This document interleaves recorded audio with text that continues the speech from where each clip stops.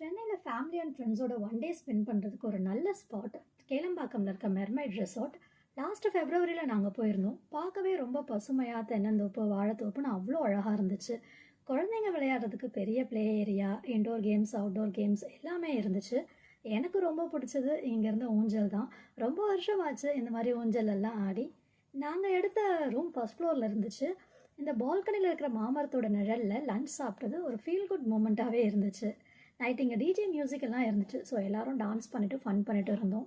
நான் அப்படியே வீல் சேரில் நைட் ஒரு வாக் மாதிரி போனேன். பரபரப்பான லைஃப் ஸ்டைலில் இருந்து கொஞ்சம் எஸ்கேப் ஆகி இப்படி ஒரு ரிலாக்ஸேஷன் எல்லாருக்குமே கண்டிப்பாக வேணும்.